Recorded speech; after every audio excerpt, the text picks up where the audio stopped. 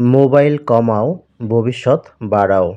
উপস্থিত আজকের অনুষ্ঠানের সম্মানিত সভাপতি সাহেব, শিক্ষক-শিক্ষিকা মণ্ডলী এবং সর্বোপরি সমস্ত ছাত্রছাত্রী ভাই ও বোনেরা। সকলের প্রতি আমার সালাম, আসসালামু আলাইকুম।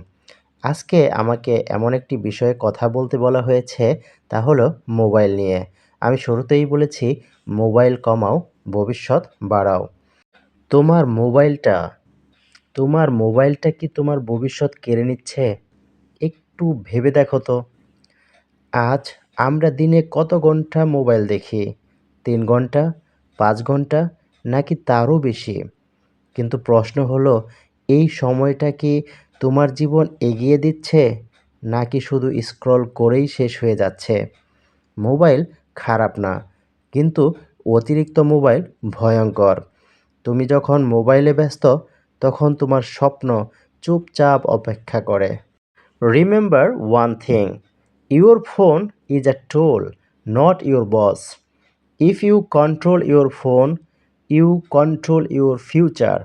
But if your phone controls you, your future stays stuck. আজ যদি তুমি মোবাইল কমাও, কাল তোমার স্কিল বাড়বে। আজ যদি স্ক্রিন টাইম কমাও, আগামীকাল সম্মান বাড়বে। তাই তোমাদেরকে বলবো, put the phone down, pick your life up. Put the phone down, pick your life up. আজই তোমরা সিদ্ধান্ত নাও, তোমরা কি করবে? তোমরা অযথা মোবাইলে ব্যস্ত থাকবে নাকি নিজের ভবিষ্যৎ গড়া নিয়ে ব্যস্ত থাকবে? সিদ্ধান্ত তোমার হাতে। তোমার কেরিয়ার, তোমার ভবিষ্যৎ তোমাকেই করতে হবে।